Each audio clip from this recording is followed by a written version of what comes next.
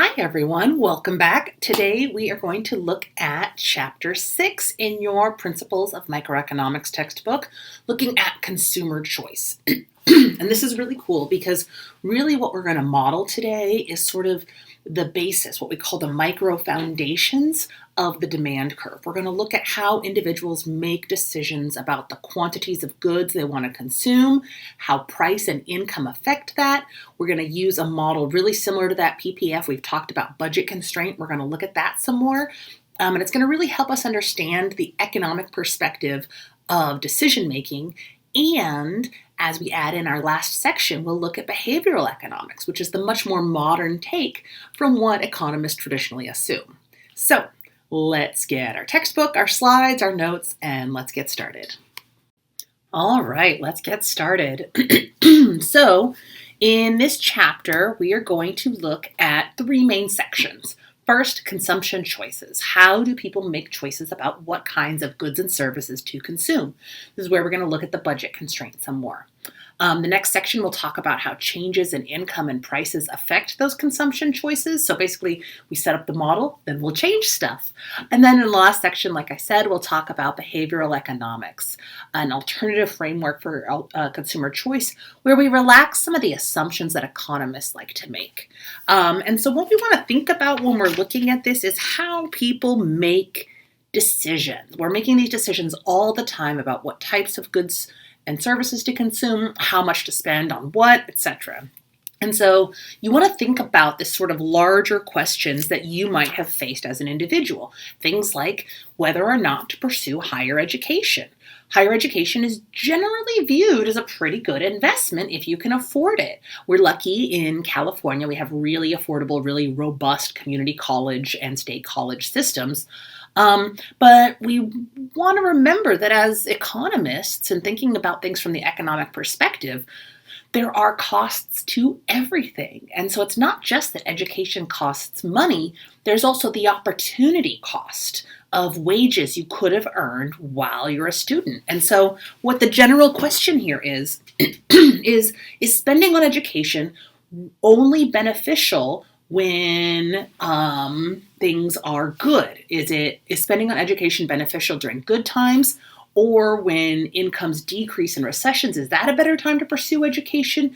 Do you only pursue education when you can afford it and incomes are high and it's easy to save?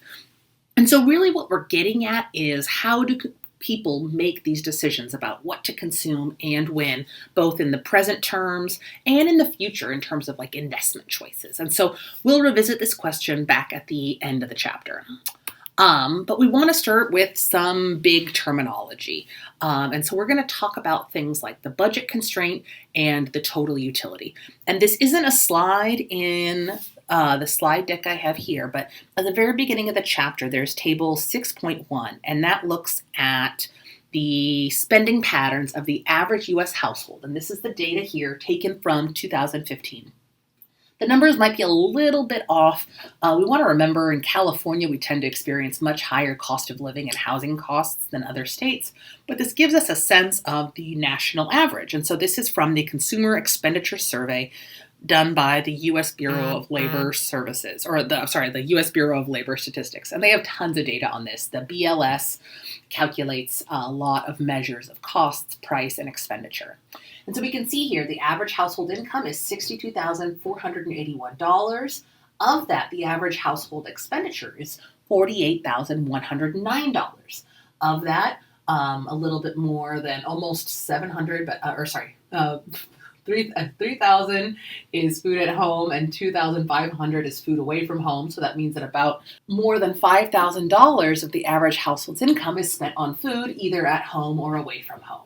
About $16,557 are spent on housing, $1,700 or $1,700 on apparel and services, $7,677 on transportation, a little over $3,000 on healthcare, $2,500 on entertainment, $1,000, a little bit more than $1,000 on education, and then down here insurance, pension, private insurance and pension costs, $5,357, and then other $3,356. And that other category includes alcohol, tobacco, personal care items, reading materials and other miscellany, other stuff. The idea is here that this is an example of some of the consumption choices that the average individual makes, right? And you know that because you face a budget all the time and you have to choose what to spend your scarce resource money on. So we want to think about the budget constraint as showing the possible combinations of two goods that a consumer can afford with their limited income. And the way we're going to measure how to make our consumers best off is with the economic concept of utility. And utility is the satisfaction derived from an individual's choices. Total utility is that total satisfaction. And so in economics, we think about money gives utility, but so do goods and services, so does leisure time. And so utility is our measure of satisfaction, our measure of well-being. And that's what we're going to use to help us understand consumer choices. And we're going to use an example where a person is choosing between two different goods. So in the book, we talk about a person named Jose who likes to collect t-shirts and watch movies. And to understand how this individual makes their choices, we're going to look at not just total utility, but marginal utility. And that's because in economics, we are always worried about the marginal levels of goods. We want to know about each additional unit of consumption and each additional unit of utility that a person gets from consumption. So marginal utility is just the additional utility that a person gets from one more unit of consumption. So if we want to think about what marginal utility is, we can compare it to total utility and just say, well, it's the change in total utility given the change in income. And remember, we can always write change as being a triangle, as being delta. So if total utility is our total satisfaction,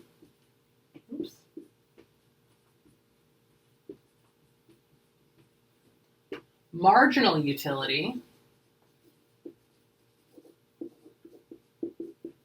is our additional satisfaction, and it's equal to the change in total utility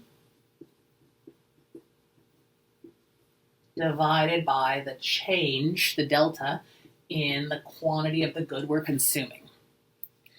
Now the next idea, the next term here is diminishing marginal utility. And this is something that economists see everywhere. Diminishing marginal utility is this idea that each additional unit of a good or service consumed is going to provide a little less utility than the previous unit. And I like to use pizza as an example because it's one of my favorite things in the world. And when you're hungry and you're craving something delicious, there's nothing like that first slice of pizza. It gives you a lot of utility. It gives me a lot of utility. But the second slice of pizza, also great, cheesy and delicious, but it gives me a little bit less satisfaction than that first slice of pizza. Third slice of pizza, not quite as satisfying. I might be getting full now. And the fourth slice of pizza, I'm really not enjoying it nearly as much as that first slice of pizza. So the idea here is that the first unit of something, let's say we're not talking about utility with pizza, let's say we're talking about consuming your favorite TV shows, let's say hours of Netflix. And over here we can measure your utility. The idea of diminishing marginal utility says, yeah, those first couple of hours are really great. But as you get on to each additional unit of utility, the utility is going to keep increasing, but at a decreasing rate, so that the first 2 hours give you a lot of total utility and a lot of marginal utility. The next 4 hours, it's still positive, but it's not as much as you got in the beginning. And then the next 6 hours, even less. And then 8 hours, even less. And then 10 hours, even less. So diminishing marginal utility isn't saying that each additional unit isn't making you happy. It's just not making you as happy as the previous one did on the margin. Does that make sense? So each additional unit of consumption, whether it's hours of Netflix or slices of pizza or bottles of water on a hot day, or cups of hot coffee on a cold day. There's nothing like that first one. That's where you get the biggest bang for your buck, the biggest utility on the margin. And then that utility is going to keep increasing, but it's going to increase at a decreasing rate. And that's that diminishing marginal utility. And that's why we want to differentiate between total utility, right? This is total utility. It's still going up. But the marginal utility, the increase with each additional unit, is going down. And we'll look at some examples of that together. So to that point, we have our example of Jose. And we're going to say Jose has an income of $56 and can spend all of that money on either movies that cost $7 or on t-shirts that cost $14. And so we can plot those consumption points on a budget constraint. And the way we do that is by dividing out the possible consumption points given income and price. And so when we're deriving our budget constraint, the two most important pieces of information, well, I guess the three most important pieces of information are the income. In this case, it's going to be $56, and then the price of the two goods. So I'm going to say there's the price of t-shirts, which is $14, and the price of movies, which is $7. So the easiest way to draw this budget constraint is to go ahead and get your X and Y axis in place. I'm going to put t-shirts down here like the book does, and movies up here. And then we can just take our calculator and say, okay, what if Jose spent all $56 on movies? $56 divided by $7 a movie gives me 8 movies. So that's the maximum that Jose can do, is he can buy 8 movies total. And then I can just go ahead and build out the rest of my graph. There's 4, there's 6, there's 2. What about if Jose wanted to spend all $56 on t-shirts? Well, $56 divided by $14 a t-shirt means that 56 divided by 14, Jose could buy 14 shirts max. So that'll be right about here. And then I can just go ahead and say, okay, well, that's 2, that's 3, and that's 1. And so now I have the space in which to graph this budget constraint where Jose can consume all movies, all t-shirts, or any combination of the two, right? There's a world where here, point S exists. Point S is 6 movies and 1 t-shirt. So let's see. 1 t-shirt costs $14, so 56 minus 14 gives us $42. And then $42 divided by the price of movies divided by 7 is 6 movies. So that's going to be right here, 6 movies and 1 t-shirt. What if Jose wants to consume 2 t-shirts? 2 t-shirts, $14 each, that's $28. Take the income minus the cost of t-shirts, 56 minus 28, and we get another $28. How many $7 movies can Jose buy? Divide that 28 by 7, and you get 4, or a point of 4 movies and 2 t-shirts. And so you can go through and populate your budget constraint that way, where we now have point T, point S, point R, point Q, and point P. Cool? So that should make sense. It's just like we did with the production possibilities frontier, except our input is our income, and we can spend it on either shirts or movies, and the slope of this budget constraint is given by the ratio of these two prices, right? It's given by the trade-off between t-shirts and movies. And we can remember things like opportunity costs, like every time Jose increases consumption of t-shirts from, say, 1 to 2, he has to give up 2 movies. So the opportunity cost of 1 t-shirt is 2 movies. Does that make sense? It kind of sounds familiar, hopefully. So that gets us partway there. We understand this. This is very intuitive, right? You have a certain amount of money and you can spend it on goods. We're assuming we just have 2 goods. We know the prices, so that tells us what the different choices are for Jose. But now we want to figure out what's going to make him the happiest. And that's where this idea of utility comes in. So we want to think about the marginal utility per dollar. And in order to do that, we're going to look at the marginal utility associated with each level of consumption. So this comes from the book, and I'm just going to pop it up here for a second. And let's take a look. So here we have an example from the book, and it's the same thing we were talking about. Jose can buy t-shirts or movies, and he gets a different level of utility from each one. The more he consumes, the higher his utility. But all I have listed here is total utility, so I want to add in marginal utility, and I want you to do it with me. So if one t-shirt, we want to remember here, I'll pop it up here, marginal utility is the change in total utility divided by the change in quantity, or the change in consumption. So 1 unit of t-shirts gives 22 units of utility. So the marginal utility is moving from 0 to 22. So that's easy. It's just 22. The next one, we see the change in total utility. We go from 22 to 43. And the change in Q is from 2 to 1. And this is where it's really easy, because now we're just dividing by 1. So all we have to do is figure out how much did utility change. Well, to go from 22 to 43, we see utility goes up by 21, right? 22 plus 21 gives us 43. So the marginal utility is 21 divided by 1, or 21. So far, so good? What about if we go from 2 shirts to 3 shirts? The change in quantity is 1. So that's going to be that. And then the change in total utility is 63 minus 43. So that's the change in utility is 20.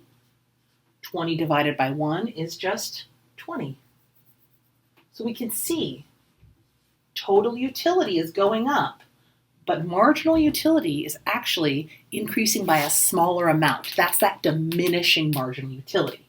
Going from 63 to 81, we see utility only increases by 18.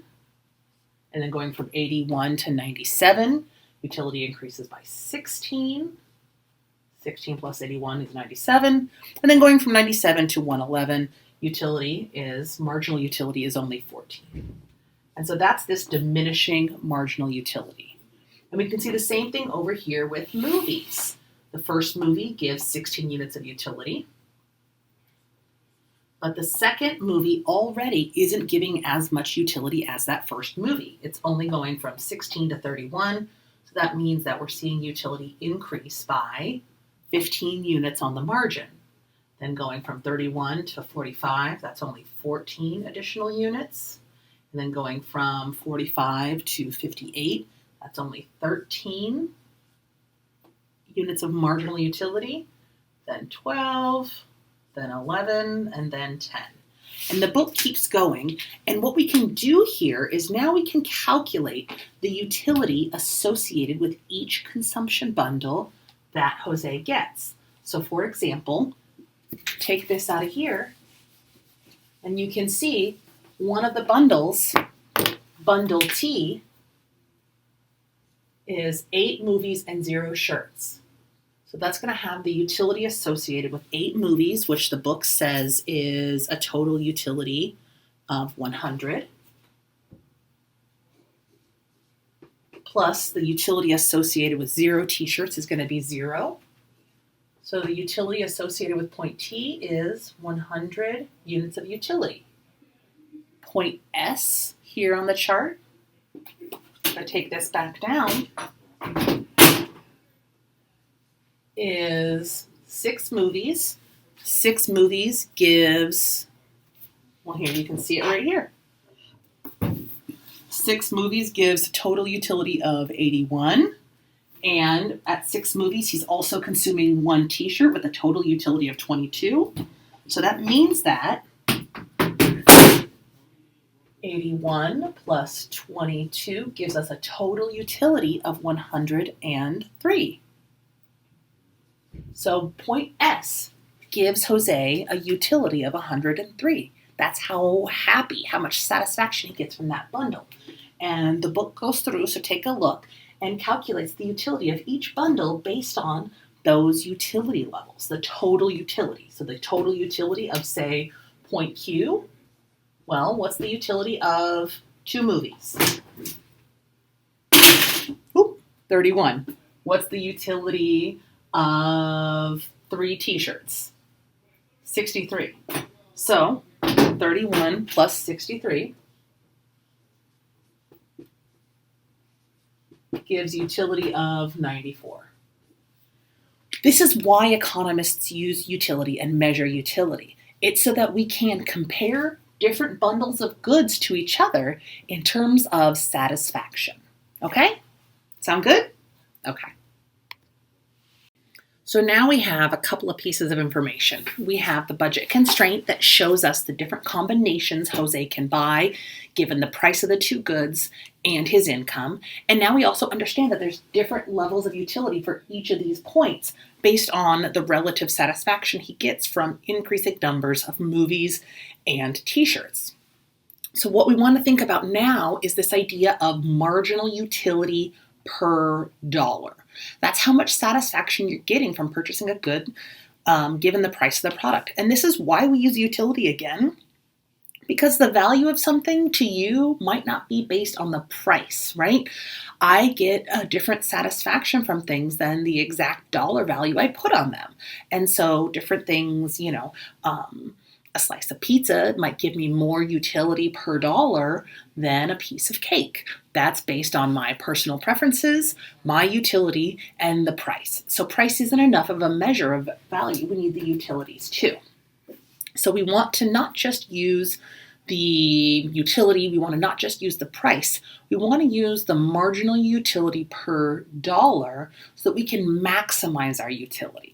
If you always choose the item with the greatest marginal utility per dollar spent, when the budget is exhausted, when you've spent every dollar you have, you will be at the utility maximizing choice, where the marginal utility per dollar spent is the same for both goods. And so if we can divide the marginal utility of our goods by the price of them, we can get that relationship, that marginal utility per dollar, and that's going to help us truly understand where the utility maximizing bundle is. So if you go to your book, there is a step-by-step process where they show the different levels and you can calculate it yourself, okay? What we can do is we can start to think about so that's basically just giving you the rule for maximizing utility. Let's go back for a second. That's the rule for maximizing utility. And if you go in and look at your textbook at table 6.5, it gives you and calculates for you the marginal utility per dollar of every level of consumption for t-shirts and movies. And so it's going to be that first t-shirt has a utility of 22 units, right? 22 units utility for 1 t-shirt, and the t-shirt costs $14. So the marginal utility per dollar is 22 divided by 14, or 1.6. You can do the same thing with the marginal utility of the first movie. The first movie gives a total utility or a marginal utility of 16 and costs $7. So 16 divided by 7 is 2.3. As the price stays the same and the marginal utility decreases per unit of consumption, we'll see those relationships change. And so we want to get to the point where we have the marginal utility per dollar spent for t-shirts is equal to that for movies. That's going to be the utility maximizing choice, the best possible place for our consumer to be.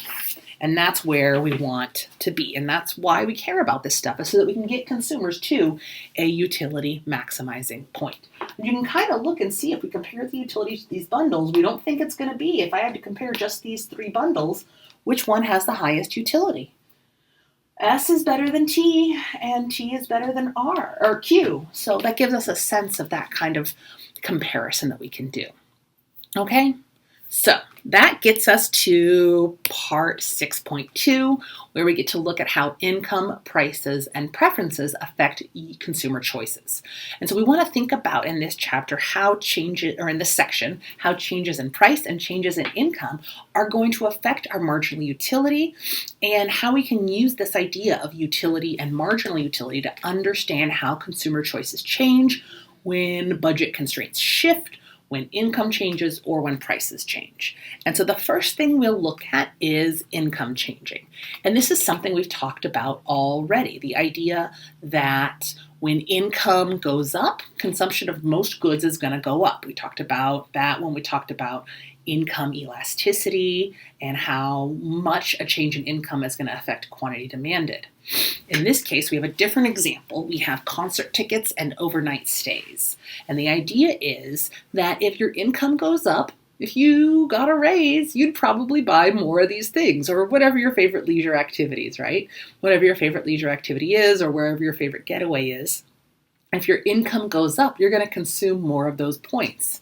If we assume that on this original budget constraint, the original individual could have bought 20 concert tickets or 5 overnight stays, but instead they decided to consume this point here, M. That's their utility maximizing point, the point where marginal utility per dollar spent on concert tickets is equal to the marginal utility per dollar spent on overnight stays. What's going to happen to that when their income goes up by $2,000? So let's say income goes up by $2,000, overnight stays cost $200 a night, and concert tickets cost $50. What's going to happen? Well, if income doubles, if income goes up, we're going to expect the budget constraint to go straight out. And that's because the slope of the budget constraint is given by the ratio of the prices. The prices haven't changed, so the slope stays the same. What has happened is they can consume more of everything. So let's do an example here of Jose's income going up. If Jose's income doubled, and instead of having $56, he had $112, he could buy twice as much of everything. He could now spend $126 on those $14 shirts, getting him out to 8 shirts. Or he could spend $112 on $7 movies, getting him up to 16 movies. And so the idea is we would shift that whole budget constraint out by the size of the income increase.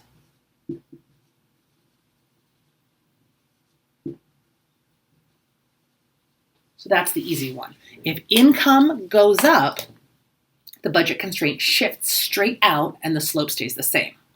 These dashed lines here show where we think the consumer is going to consume. So those dashed horizontal and vertical lines extending out of point M allow you to see whether the quantity consumed of goods on the new budget constraint is higher or lower than the original budget constraint. So if originally this person in our example is named Kimberly, Kimberly's consuming 3 overnight stays and 8 movies, we're going to assume that when her income goes up, she's going to want at least 8 concert tickets and 3 overnight stays. She's probably going to consume more of everything. And that's going to tell us whether these goods are normal or inferior. Are they things that you buy more of when your income goes up or less of when your income goes up? Okay? So on the new budget constraint, a choice like N would be made if both of the goods are normal goods, if she experiences an increase in income making her want to buy more of both. On the other hand, if she goes from point M to point Q when her income goes up, that means she's increasing her number of overnight stays, but not increasing the number of concert tickets she's buying. So that tells us that concert tickets are inferior, but overnight stays are normal. On the other hand, a point like P, we can see that's actually fewer overnight stays. She went from 3 overnight stays to 2 overnight stays, but she went from 8 concerts to 32 concerts. So that would mean that concerts are a normal good and overnight stays are an inferior good that when her income goes up, she consumes less of. And that's one of the ways that economists can use this model of budget constraints and changing income and marginal utility is we can use it to help us understand how changes in income affect consumption and which goods are normal, meaning higher income buy more, and which are inferior, which means I buy less of them as my income goes up. Okay? The next thing we want to look at is how a change in price affects consumption. And so in this one, we have the example of a person who's consuming baseball bats or cameras. Sergey would like to either consume cameras or baseball bats. But what we see is the price of baseball bats goes down. And so let's go back to our example over here and do an example with Jose. Now, instead of looking at a change in income, if we go back to our original budget constraint, let's say that the price of t-shirts, the price of t-shirts increases. Now the price of t-shirts is $28. The price of t-shirts doubled, the price of movies stayed the same, and we're going to have income still be $56. Now that t-shirts cost twice as much,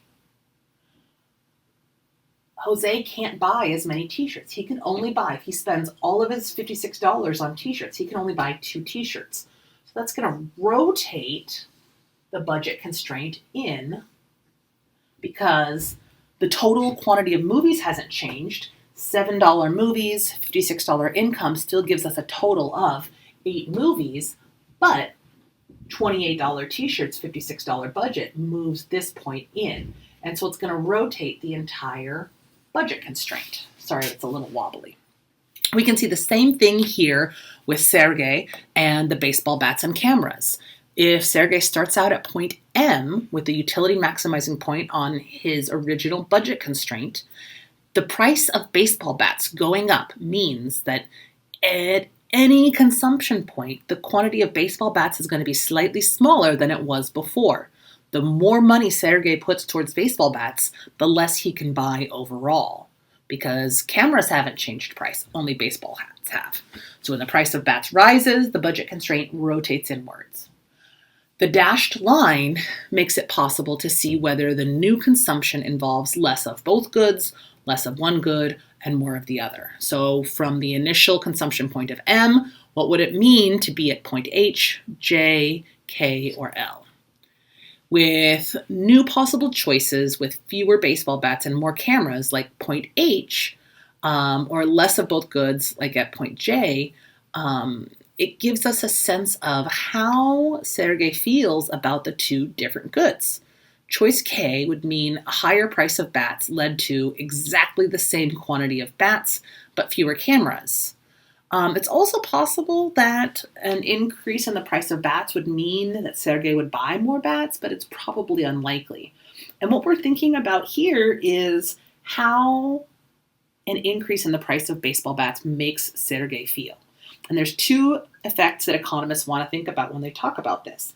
There's what's called the income effect and the substitution effect. The income effect says, hey, higher prices suck. They make me feel poorer, and I'm going to buy less of everything. So if the price of baseball bats goes up, Sergey feels like his money doesn't go as far, and he's going to buy fewer baseball bats and fewer cameras, maybe a point like J. On the other hand, there's the substitution effect. The substitution effect says when the price of baseball bats goes up, the price of cameras stays the same. And that makes cameras look relatively more affordable than they did before. The price of cameras didn't change, but because baseball bats got more expensive, cameras now look cheaper compared to baseball bats. And there's a chance that the substitution effect will take hold and Sergey will buy more cameras and fewer baseball bats. That would be a point like H. Does that make sense?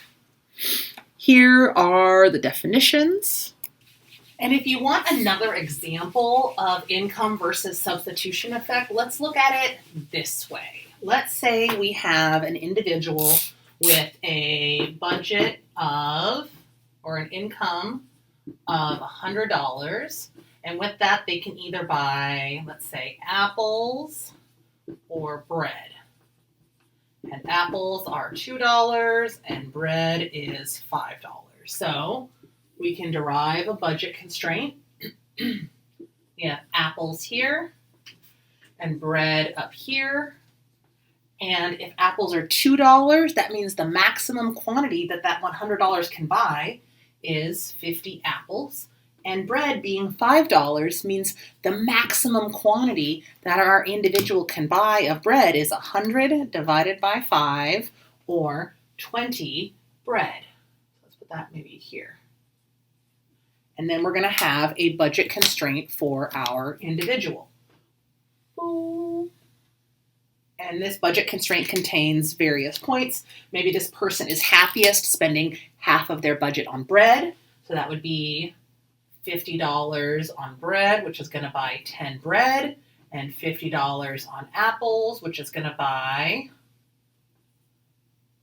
50 apples. No, that's not right. 25 apples. Oops. $50 on apples, $2 an apple, 25 apples. Okay. Let's put that point in.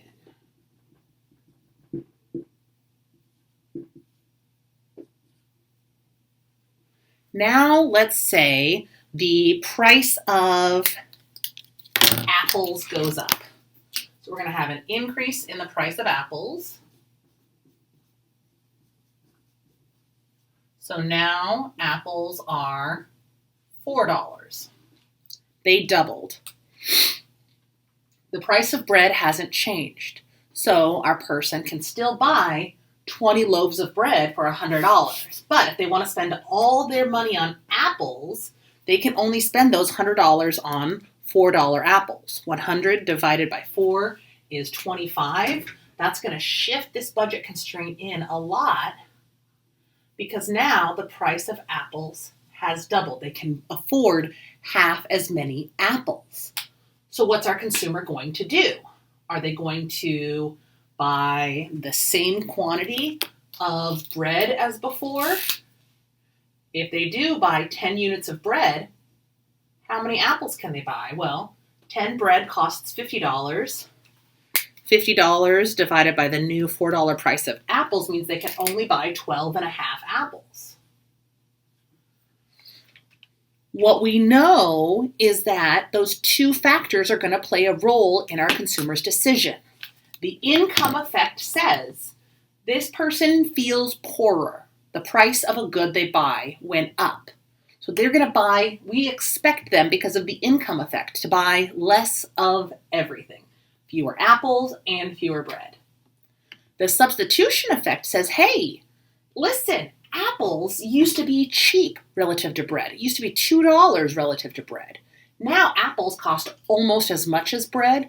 And so maybe now our consumer is going to become a carb person and they're going to want to buy more bread than before. Maybe they want to spend $15 or 15 loaves of bread. Buy 15 loaves of bread for $75. Leaving only $25 for apples to buy, let's say, 6 1/4 apples, something like that.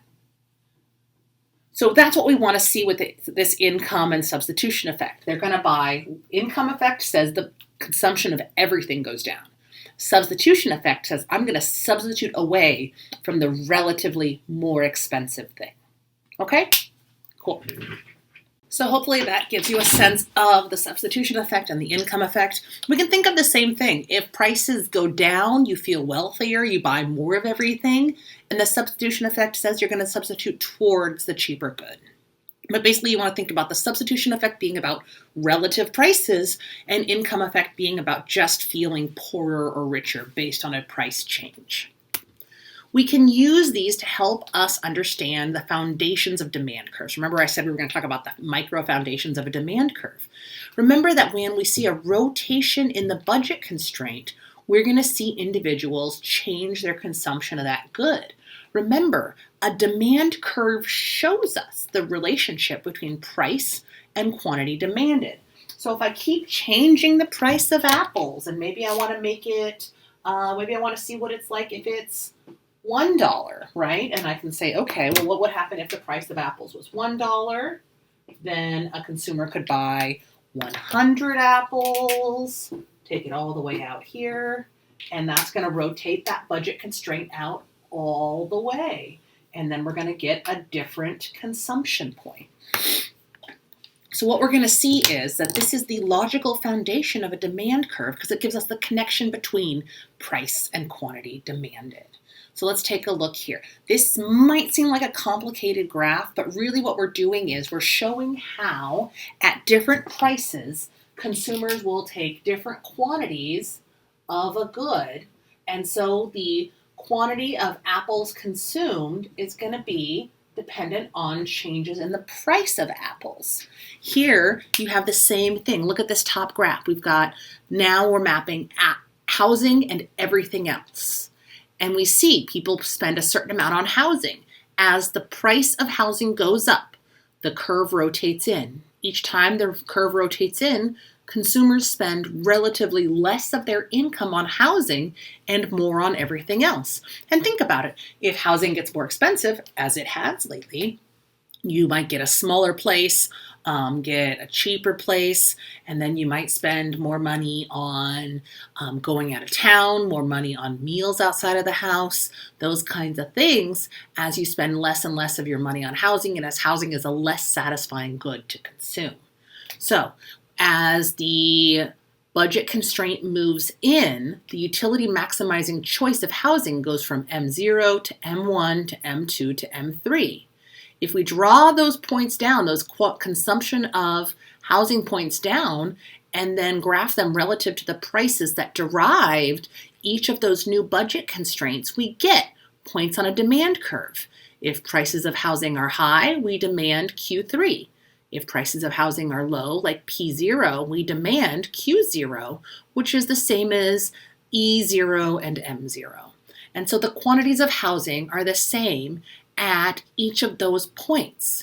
The demand curve in graph B shows the combination of housing quantities determined by graph A combined with the prices that shifted those budget constraints in. So the original price of housing is P0, which is right here and right here, and that's the quantity associated with consuming housing at that level. If I were to do the same thing over here with my example, I could say, okay, here is my graph of the market for apples. I've got my quantity, I've got my price, and now I've got, okay, at a price of $4, consumers will consume $6.25. At a price of $2, consumers will consume $25. And at a price of $1, consumers will consume, let's say that's 60 apples. I take all of those points and put them together to get a demand curve for apples. Does that make sense? Hopefully. I think it helps to plot it out yourself or look at it yourself and see, okay, the price goes up, the budget constraint shifts out, and we get these different points. The price goes down, the budget constraint shifts in, and we get these smaller consumption points. Make sense? So in a way, the budget constraint helps us derive demand curves. Cool? Hopefully. Let me know what you think. Finally, we want to wrap this up by talking about how behavioral economics gives us a different way of looking at traditional economic theory. So traditionally, economists assume that all people are rational. Behavior is rational. Individuals are rational. Firms are rational. People have access to and take into consideration all available information and make consistent, informed decisions that are in their best interest. It assumes human beings have complete self-control and that goods like money and assets are fungible. We have the same relationship to them at every level of consumption. So I feel the same way about my first dollar as I do my $100th and my $1,000. But this might not always be true. It turns out that humans don't behave the way economists believe as often as we want to. And so behavioral economics incorporates psychology with economic theory to get a little bit better modeling of true human behavior. If we want to take into account behavioral economics, we can use it to help our understanding of economics be richer and better. It's going to help us understand how different dollar amounts mean different things to people depending on the situation. So it's not just each additional dollar, like how much I value my first dollar relative to my 1,000th, but also how do I feel about $1 today relative to tomorrow? Something I always like to ask students is, would you rather have $100 today or $1,000 in a year? Lots of people put more value on money today, even though in a purely economic sense, it should have the same relative value regardless of when you get it. So the idea here is to use behavioral economics to better understand how people actually behave. So this can help us understand decisions that seem irrational or inconsistent to the outside observer or to economists. So in behavioral economics, we're going to look at intertemporal choices and help understand intertemporal budget constraints. And intertemporal just means across time. So how do I feel about a decision today versus tomorrow versus in the future, and why people in America, in the United States, have such poor savings rates. That's one thing we're really bad at. So think about this idea that we started out in the very beginning of the chapter. Why spend money to go to college during a recession? If you are unemployed, the opportunity cost of your time is low. If you don't have a job, or you're not working a good job, or you're not making very good money, then you don't give up as much in terms of wages to go to school than you would have if times were good. And so instead of thinking about going to school during a recession as who can afford to go to school during a recession, it's kind of like, how can you not afford to go to school during a recession? If you take out the cost of tuition, the opportunity cost is really the biggest cost, the cost of all that foregone wages that you miss out on while you're working. And so when we see a recession, we tend to see more people get an education because of that low opportunity cost of time. What does the data say? What do you think? Does that make sense? Do you think it's more logical to go get an education during a recession or during a period of economic growth? Well, we can look at the data, and this is some data from, again, the Bureau of Labor Statistics, the BLS, and this is from 2013, and they look at median weekly wages and the unemployment rate. And what we see is there's a very high correlation between earnings and education. Higher levels of educational attainment tend to have higher wages and lower unemployment rates, whereas those with less formal education training have lower wages and higher unemployment rates. So this tends to lead us to believe that there is a good reason to go into education, especially when the economy is bad and you don't have a lot of costs associated with missing out on labor, especially if your initial level of education is low. And so behavioral economics helps us understand those kinds of ideas and helps us understand why it might be hard to save, right? The decision to save usually means, just like the decision to go to education, it means giving up some current period consumption in favor of future consumption. And so in the US, we're not terribly good at that. We don't get a lot of interest rates on our savings, and so there's not a lot of compensation for people to do that intertemporal decision making. So that's it. Our big terms are behavioral economics, budget constraint, consumer equilibrium, diminishing marginal utility, fungible income effect, marginal utility, marginal utility per dollar, substitution effect, and total utility. Let me know what questions you have. I hope you're having a great day. Come by my office hours, comment in the YouTube, or I'll see you next time.